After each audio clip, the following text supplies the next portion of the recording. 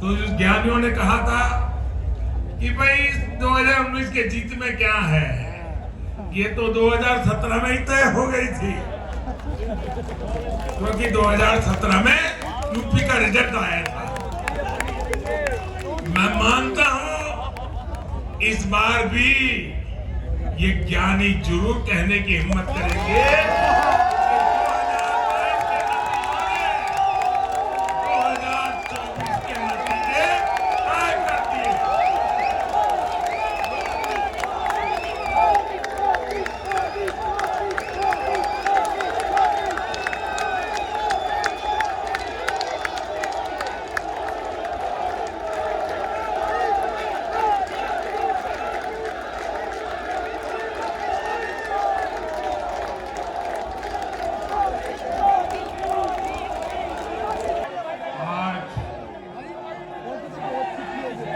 का दिन है, उत्सव का दिन है। ये उत्सव भारत के लोकतंत्र के लिए है। मैं इन चुनावों में हिस्सा लेने वाले सभी मतदाताओं को बहुत बहुत बधाई देता हूं। उनके निर्णय के लिए मतदाताओं का आभार व्यक्त करता हूं। विशेष रूप से हमारी माताओं बहनों ने, हमारे युवाओं ने जिस प्रकार भारतीय जनता पार्टी को भरपूर समर्थन दिया है, वो अपने आप में बहुत बड़ा संदेश है। मुझे इस बात का भी संतोष है कि फर्स्ट टाइम वोटर्स ने बढ़ चढ़कर मतदान में हिस्सा लिया और भाजपा की जीत पक्की की।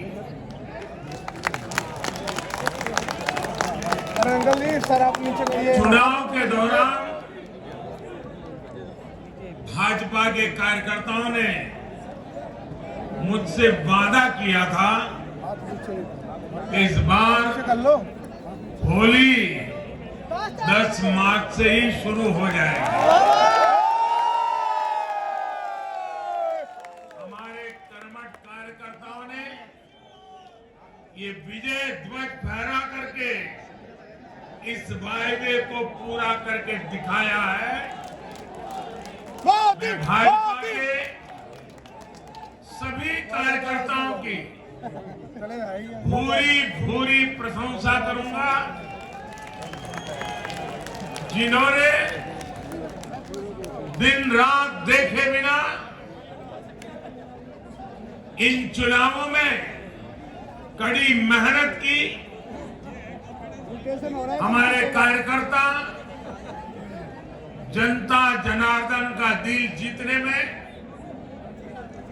जनता जनार्दन का विश्वास जीतने में सफल रहे और पूरे पार्टी का नेतृत्व जिन्होंने किया, कार्यकर्ताओं ने को जिन्होंने लगातार मार्गदर्शन किया, ऐसे हमारे राष्ट्रीय अध्यक्ष श्रीमान जगत प्रकाश नड्डा जी को भी मैं बहुत बहुत अभिनंदन करता हूं, बहुत बहुत बधाई देता हूं। जय श्री राम, जय श्री राम। पार्टी के हर छोटे मोटे सभी कार्यकर्ताओं ने उनके अथक जिंदाबाद जिंदाबाद, मोदी जिंदाबाद जिंदाबाद एनडीए के लिए जीत का चौका लगाया है।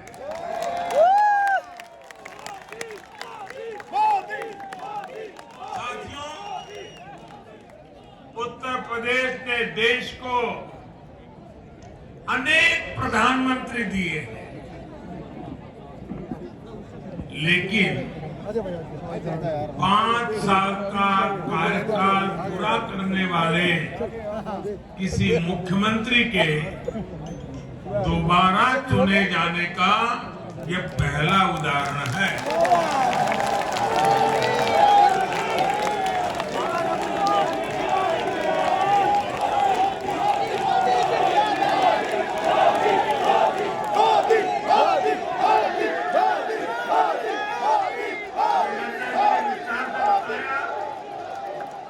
उत्तर प्रदेश में 37 साल बाद कोई सरकार लगातार दूसरी बार सत्ता में आई है। 3 राज्य यूपी, गोवा और मणिपुर में सरकार में होने के बावजूद बीजेपी के वोट शेयर में वृद्धि हुई है।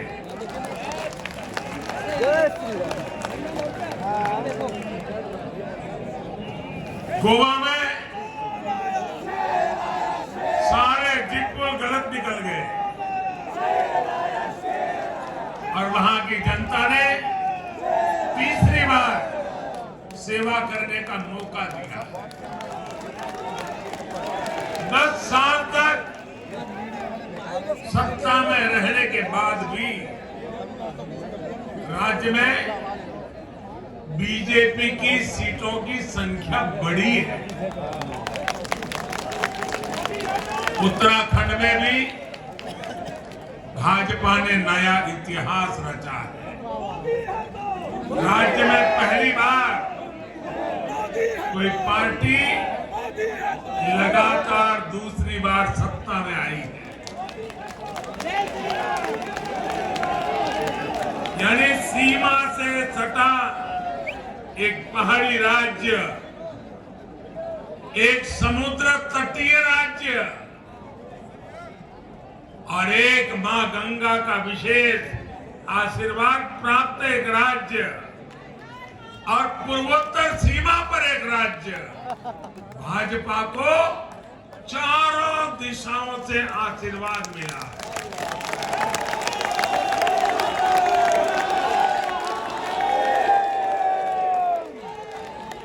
इन राज्यों की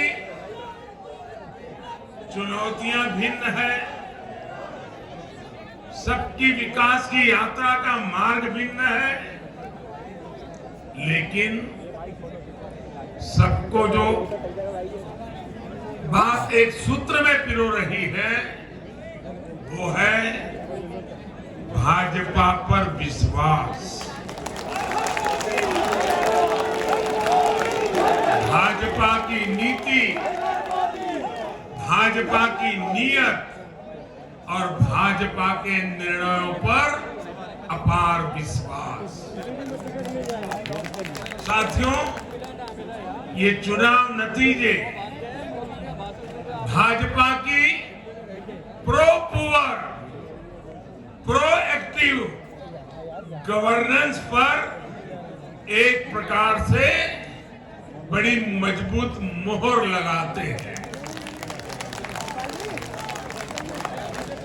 पहले जनता अपने ही हक के लिए सरकार के दरवाजे खटखटाकर थक जाती थी। बिजली, पानी, गैस, टेलीफोन, बहुत बुनियादी सुविधाओं के लिए, सामान्य जरूरतों के लिए सरकारी दफ्तरों के चक्कर काटने पड़ते थे, पैसे देने पड़ते थे। कुछ साधन संपन्न लोगों तक सुविधा पहुंचने के रास्ते अलग थे, पहुंच जाती थी।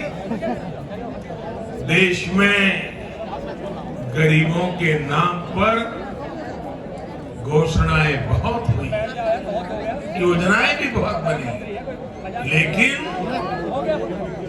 उस योजनाओं का जो हकदार था, जिस गरीब का उस पर हक था, उसके लिए ये हक उसको मिले बिना परेशानी को मिले, उसके लिए गुड गवर्नेंस, डिलीवरी, इसका बड़ा महत्व होता है। लेकिन भाजपा इस बात को समझती है, और मैं लंबे अरसे तक मुख्यमंत्री के नाते काम करके आया हूं, इसलिए मुझे पता है कि आखिरी इंसान की सुविधा के लिए कितनी मेहनत करनी चाहिए। बीते वर्षों में हमने गवर्नेंस डिलीवरी सिस्टम को बेहतर किया ही, साथ साथ पूरी प्रक्रिया में पारदर्शिता भी लाए। भाजपा गरीब को भरोसा देती है कि प्रत्येक गरीब तक सरकार ने निर्णय किए हुई सुविधाएं जरूर पहुंचेगी। और मैं गरीब के घर तक उसका हक पहुंचाए बिना चैन से बैठने वाला इंसान है।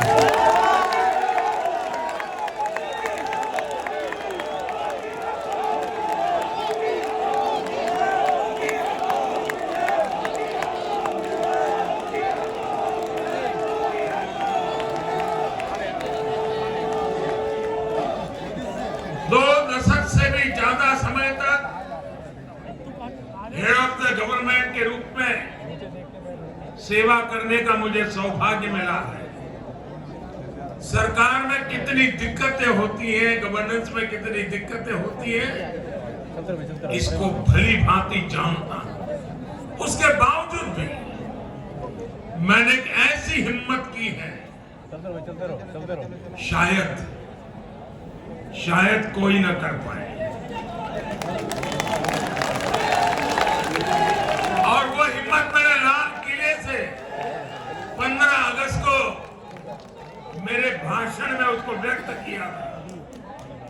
मैंने कहा था अब भाजपा को जहां जहां सेवा करने का मौका मिलेगा, हम हर योजना के जो हकदार हैं उनके लिए 100% सैचुरेशन, यानी काम को 100% पूरा करना, हर गरीब तक हर सरकारी योजना का लाभ पहुंचाना, ये 100% की कल्पना करना 2 दशक से ज्यादा समय सरकार का काम करने के बाद मैं कहता हूं ये बहुत बड़ी हिम्मत की है मैंने। और ये हिम्मत मैंने इसलिए की है कि जब ईमानदारी होती है, नीयत साफ होती है, गरीबों के प्रति करुणा होती है, देश का कल्याण यही जीवन का मंत्र होता है, तो फिर ऐसे निर्णय करने की ताकत पैदा हो। हम हर गरीब तक पहुंचेंगे, हम हर गरीब तक पहुंचेंगे, 100% लाभार्थियों तक पहुंचेंगे। भाई और बहनों, आज मैं देश की महिलाओं, हमारी बहन बेटियों को विशेष रूप से नमन करता हूं। चुनाव के नतीजों में मेरी इन माताओं बहनों का, बेटियों का बहुत बड़ा योगदान है। ये हमारा सौभाग्य है कि भाजपा को बहनों, बेटियों, माताओं ने इतना स्नेह दिया है, इतना आशीर्वाद मिला है। जहां जहां महिला मतदाताओं ने पुरुषों के मुकाबले ज्यादा वोट किया है, वहां बीजेपी को बम्पर जीत मिली।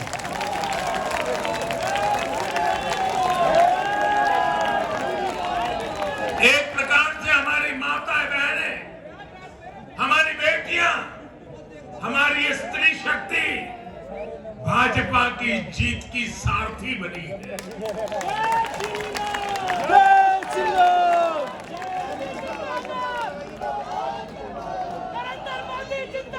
जिंदाबाद जिंदाबाद तो कभी कभी कुछ ऐसी घटनाएं हो जाती थी कि लोग चिंता करते थे, मोदी जी आपकी सुरक्षा का क्या, आप चिंता क्यों नहीं करते, अपने आप को क्यों संभालते नहीं है। मैं एक ही जवाब देता था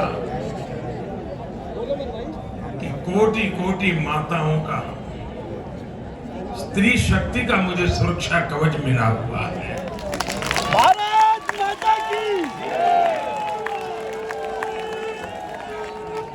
साथियों, भारत की माताएं, बहन, बेटियां निरंतर भाजपा पर विश्वास कर रहे हैं।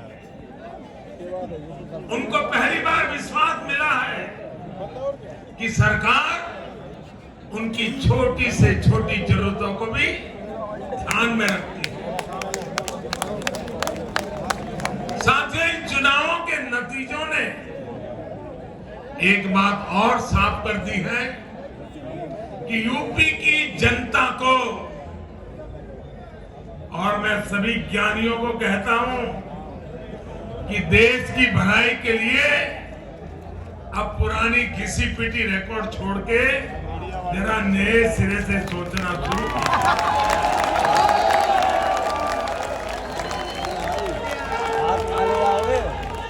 इस देश के लिए बड़ी दुख की बात है। मैं स्वयं बहुत दुख अनुभव करता था जब ये ज्ञानी लोग यूपी की जनता को सिर्फ और सिर्फ जातिवाद के तराजू से तोलते थे, जातिवाद की दृष्टि से देखते थे। मैं समझता हूं कि उत्तर प्रदेश के नागरिकों को जातिवाद की वाड़ाबंदी में बांध करके वे उन जातियों का अपमान करते थे, उन नागरिकों का अपमान करते थे, पूरे उत्तर प्रदेश का अपमान करते थे। कुछ लोग ये कहकर यूपी को बदनाम करते हैं कि यहाँ के चुनाव में तो जाति ही चलती है। लेकिन भाइयों बहनों, उत्तर प्रदेश के लोगों ने दिखा दिया है।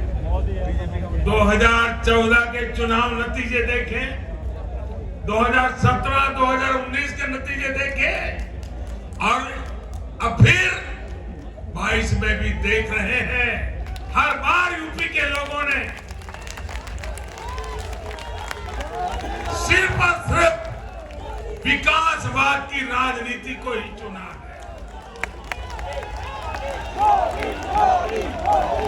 यूपी के लोगों ने इन लोगों को ये सबक दिया है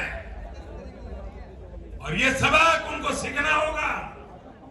यूपी के गरीब से गरीब व्यक्ति ने, यूपी में गांव में रहने वाला व्यक्ति हो, पढ़ा लिखा हो या अनपढ़ हो, यूपी के हर मतदाता ने, हर नागरिक ने एक सबक दिया है कि जाति की गरिमा, जाति का मान देश को जोड़ने के लिए होना चाहिए, देश को तोड़ने के लिए नहीं होना चाहिए।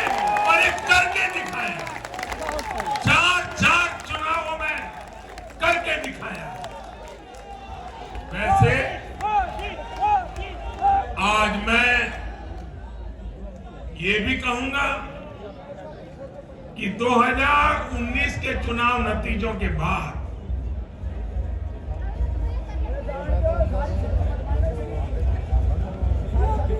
कुछ पॉलिटिकल ज्ञानियों ने कहा था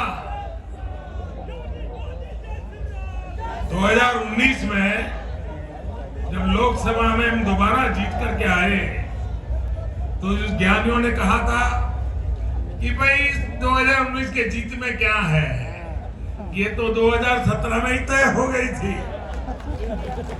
क्योंकि 2017 में यूपी का रिजल्ट आया था। मैं मानता हूं इस बार भी ये ज्ञानी जरूर कहने की हिम्मत करेंगे 2024 के नतीजे तय कर दिए।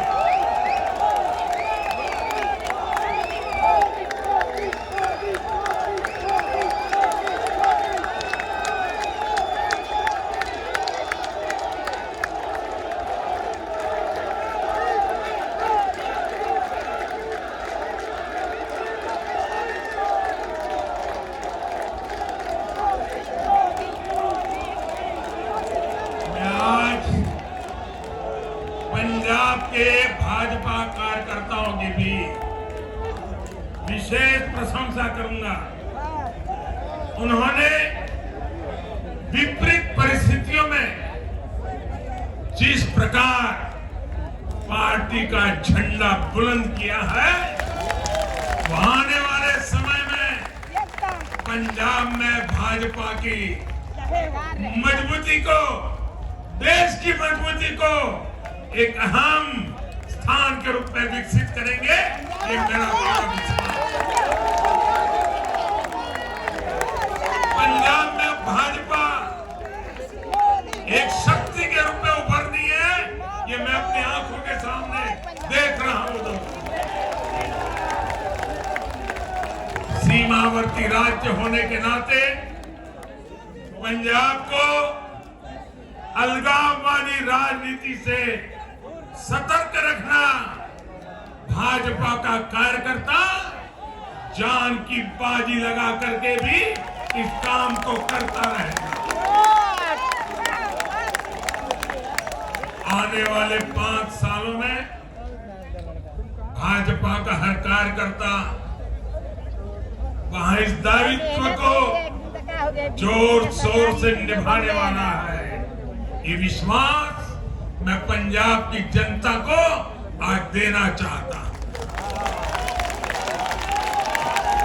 साथियों, ये चुनाव ऐसे समय में हुए हैं जब दुनिया 100 साल के सबसे बड़े कोरोना जैसी महामारी के संकट से लड़ रही है। पूरी मानव जात, पूरा विश्व 100 साल में ऐसी बीमारी नहीं देखी, ऐसी मुसीबत से लड़ना नहीं पड़ा है।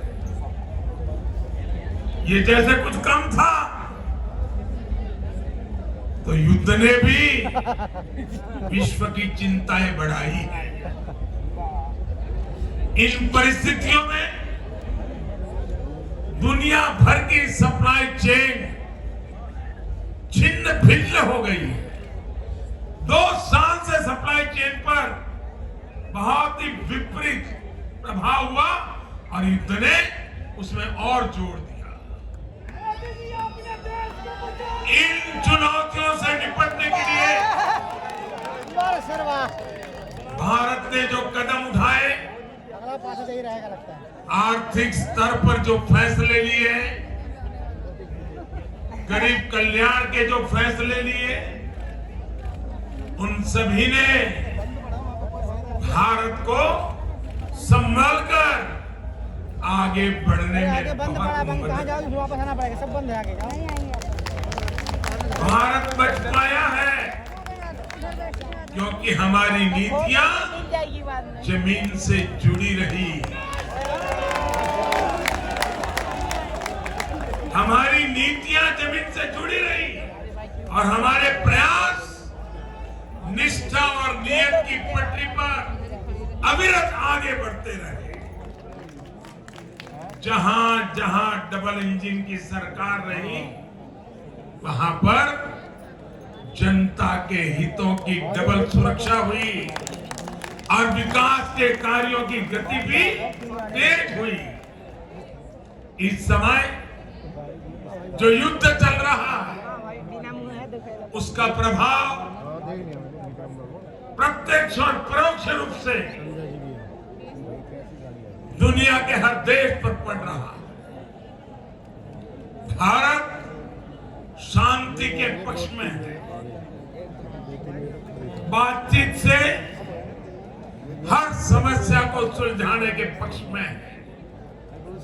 लेकिन जो देश सीधे जंग लड़ रहे हैं, भारत का उनसे आर्थिक दृष्टि से, सुरक्षा की दृष्टि से, शिक्षा की दृष्टि से, राजनीतिक दृष्टि से नाता है।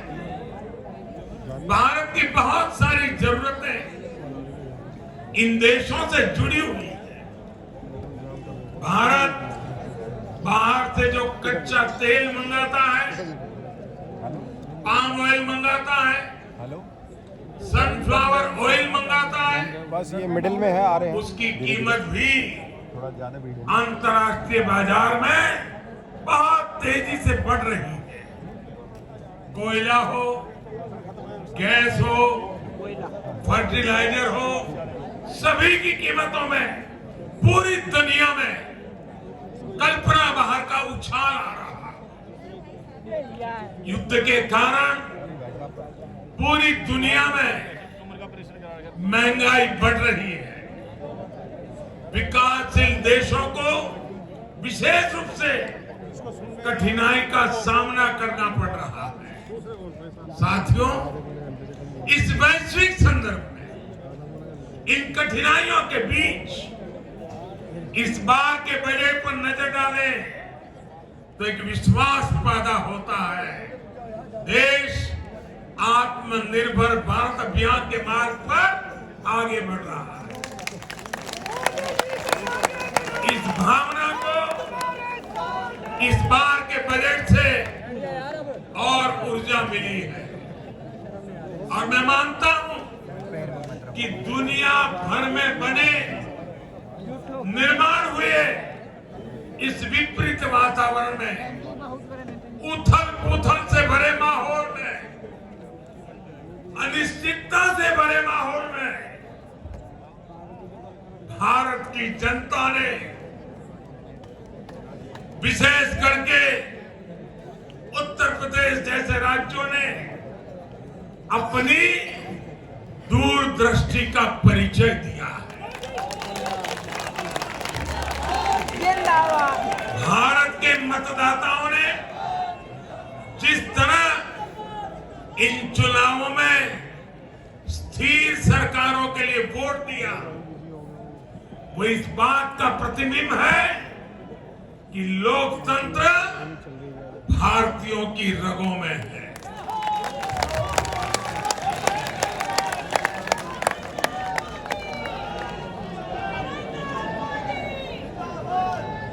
लेकिन भाई और बहनों, आज इस अवसर पर मैं देश के सामने अपनी कुछ चिंताएं भी रखना चाहता हूं।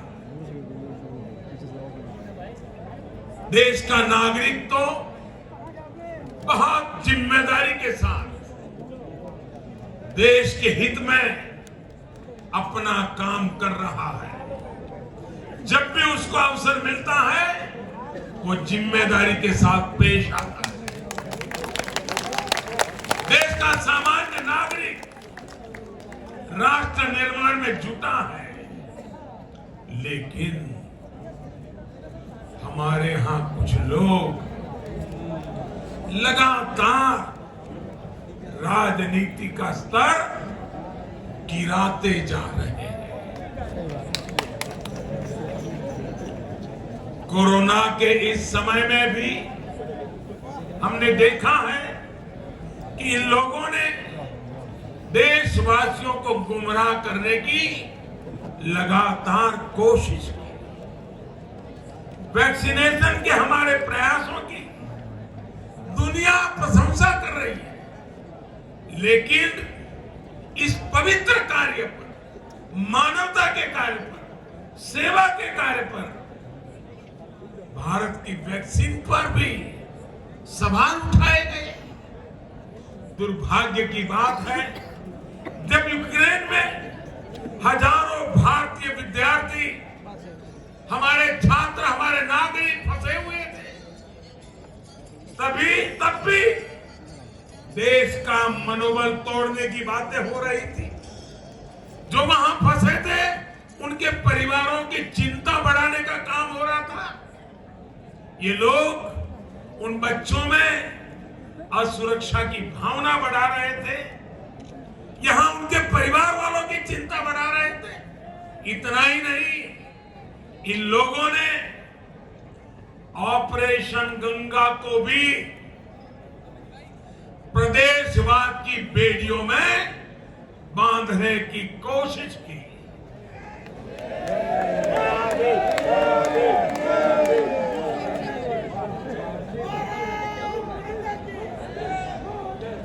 हर योजना को, हर कार्य को क्षेत्रवाद, प्रदेशवाद, जातिवाद, संप्रदायवाद का रंग देने का प्रयास भारत के उज्जवल भविष्य के लिए बहुत बड़ी चिंता का विषय है। साथियों, इन चुनावों में मैंने लगातार विकास की बात की। गरीबों को घर, गरीबों को राशन, वैक्सीन, आधुनिक इंफ्रास्ट्रक्चर, हर विषय पर भाजपा का विजन लोगों के सामने रखा। इसके साथ ही जिस एक बात पर मैंने सबसे ज्यादा चिंता जताई थी वो थी गौर परिवारवाद। मैंने राज्यों के लोगों को बताया कि कैसे मैं किसी परिवार के खिलाफ नहीं हूं, न ही मेरे किसी की व्यक्तिगत दुश्मनी। मैं लोकतंत्र की चिंता करता हूं और मैं सभी ज्ञानियों को कहता हूं, जरा लोकतंत्र के तराजू पर इन चीजों को तोल के देखें।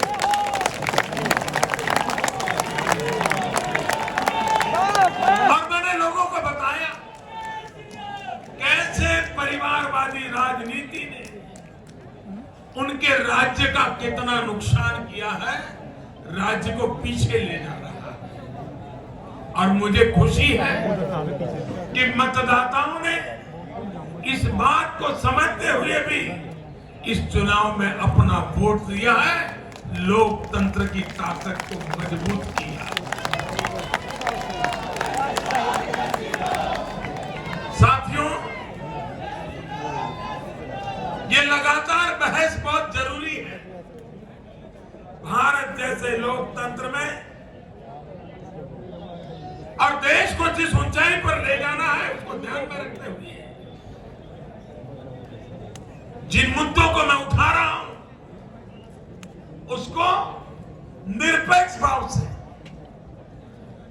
बहस होना जरूरी है।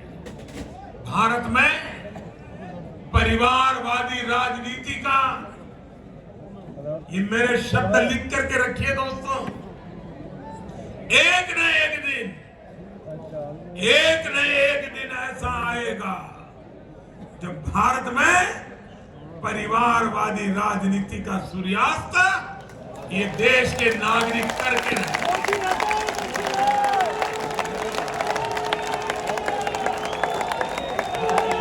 इस चुनाव में देश के मतदाताओं ने अपनी सूझबूझ का परिचय दिखाते हुए ये क्या होने वाला है इसका इशारा कर दिया। साथियों, आज एक और विषय में देश के लोगों के सामने रखना चाहता हूं। ये विषय है भ्रष्टाचार के खिलाफ कार्रवाई को रोकने की साजिश। आप मुझे बताइए साथियों, क्या भ्रष्टाचार के खिलाफ कार्रवाई होनी चाहिए कि नहीं? भ्रष्टाचार करने वालों पर कड़ी कार्रवाई होनी चाहिए कि नहीं? ये भ्रष्टाचार रूपी दिमाग देश में से नष्ट होनी चाहिए कि नहीं होनी चाहिए? साथियों, हमारे देश में भ्रष्टाचार के खिलाफ लोगों में, इसको पकड़ के रखो, भ्रष्टाचारियों के खिलाफ, ऐसे लोगों के प्रति एक भयंकर नफरत का भाव रहता है। देश की गाढ़ी कमाई को लूटकर अपनी तिजोरी भरने की ये प्रवृत्ति कुछ लोगों की पहचान के साथ जुड़ गई है। भारतीय जनता पार्टी 2014 में एक ईमानदार सरकार का वायदा करके और हमारी ईमानदारी को देखकर 2019 में जनता ने हमें और ज्यादा आशीर्वाद दिया।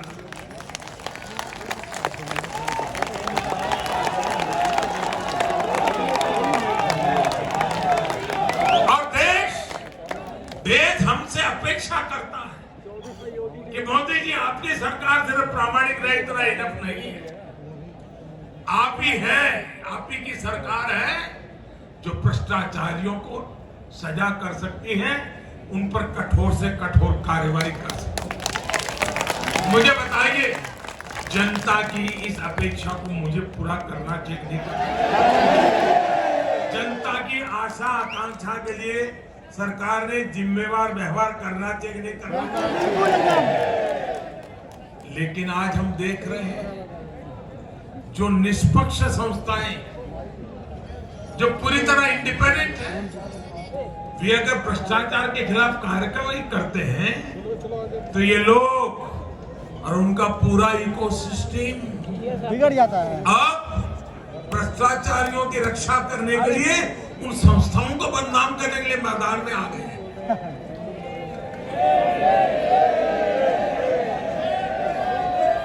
ये देश का कितना बड़ा दुर्भाग्य है कि घोटालों से घिरे लोग एकजुट होकर अब अपनी इकोसिस्टम की मदद से इन संस्थाओं पर ही दबाव बनाने लगे हैं। जांच एजेंसियों को रोकने के लिए ये लोग अपने इकोसिस्टम के साथ मिलकर नए नए तरीके खोजते हैं। इन लोगों को देश की न्यायपालिका पर भी भरोसा नहीं है। पहले हजारों करोड़ रुपए का भ्रष्टाचार करो, फिर जांच भी नहीं होने दो, और जांच करे तो उस पर दबाव बनाओ। ये इन लोगों की प्रवृत्ति है। और देश के लोगों को एक और बात पर मैं ध्यान देना के लिए आकर्षित करना चाहता हूं। ये लोग किसी भ्रष्टाचारी पर कार्रवाई होते ही उसे धर्म का रंग देते हैं, प्रदेश का रंग दे देते हैं, जाति का रंग देने लगते हैं। ये नए तौर तरीके शुरू हुए। किसी माफिया के खिलाफ अदालत कोई फैसला सुना देती है तो भी उसे ये लोग धर्म और जाति से जोड़ देते हैं। ऐसे में भारत के मैं सभी संप्रदायों से आग्रह करता हूं, मैं सभी जाति पे गर्व करने वाले ईमानदार लोगों से आग्रह करना चाहता हूं, उन सबको सोचना होगा कि ऐसे भ्रष्टाचारियों, ऐसे माफियाओं को अपने समाज से, अपने संप्रदाय से, अपनी जाति से दूर करने की हिम्मत करें। इससे समाज भी मजबूत होगा, संप्रदाय भी मजबूत होगा और हर व्यक्ति का भला होगा। और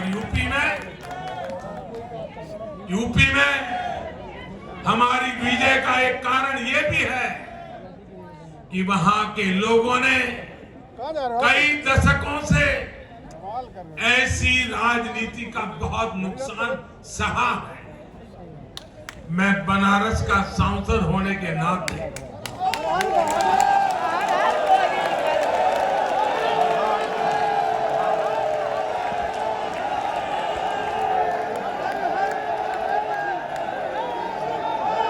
यूपी के लोगों के प्यार और आशीर्वाद से मुझे भी यूपी वाला बना दिया।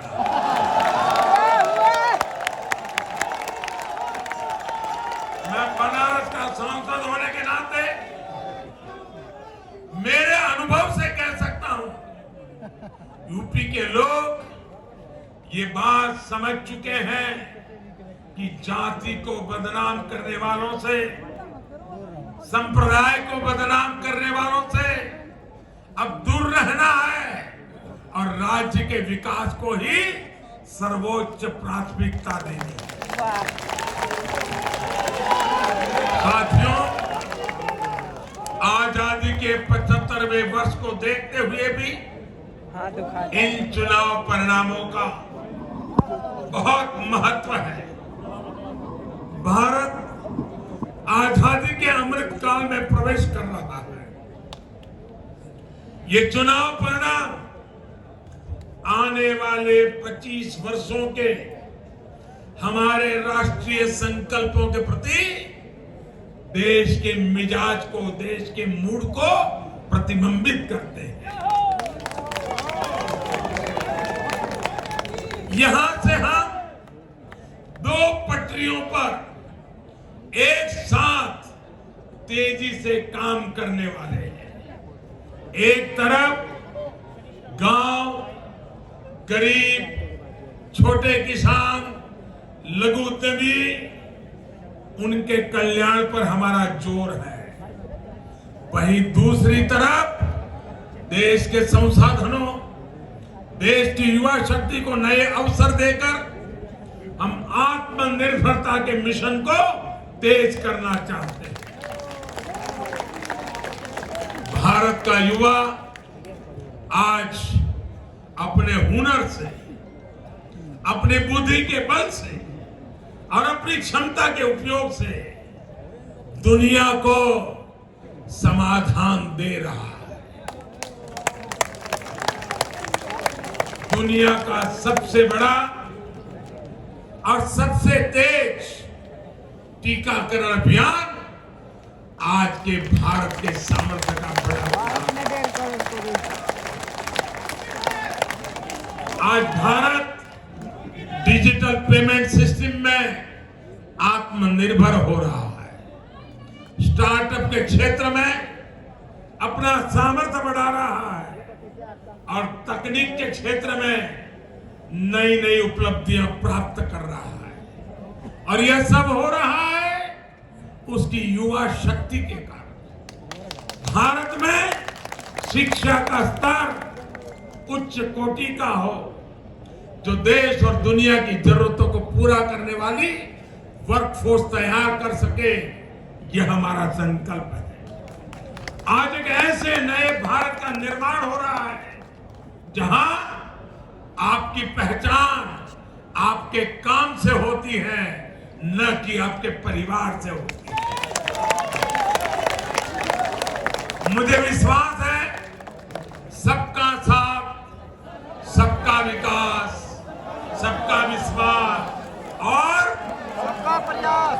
सबका प्रयास के मंत्र पर चलते हुए हम अपने अपने राज्यों को नई ऊंचाई पर लेके जाएंगे। जब देश के हर राज्य का विकास होगा तो देश का भी विकास होगा। और मुझे तो मैं गुजरात में इतने साल काम किया, दिल्ली में सरकार भारतीय जनता पार्टी को अच्छा मानने वाली सरकार नहीं थी। हमारी सरकार में रोड़े अटकाने की सोच हमारी सरकार थी। फिर भी गुजरात में हमारा मंत्र यही था, भारत के विकास के लिए गुजरात का विकास।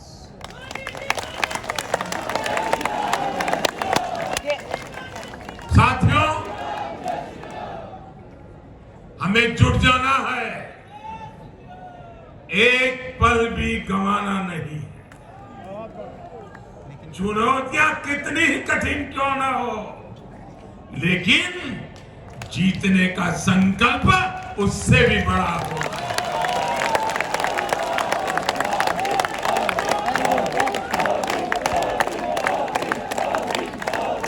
बड़े संकल्पों के साथ, बड़े सपनों के साथ, ऊंची सी ऊंची ऊंचाइयों को पार करने के इरादे के साथ देश को आगे बढ़ाना है। बहुत अच्छे, बहुत अच्छे। अरे साथियों, इतना बड़ा भव्य विजय प्रधानमंत्री भारत के उज्जवल भविष्य की गारंटी है। मैं एक बार फिर भारत के उज्जवल भविष्य के लिए ये जो निर्णायक मतदान किया है, इसलिए हमारे मतदाता अभिनंदन के बहुत अधिकारी हैं।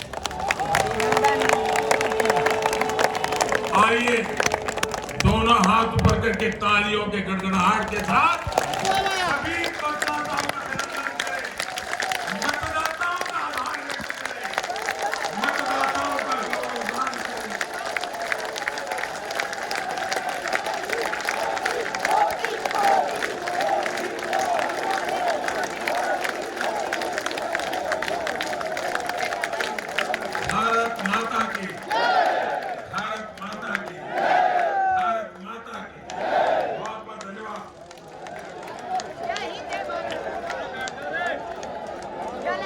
भैया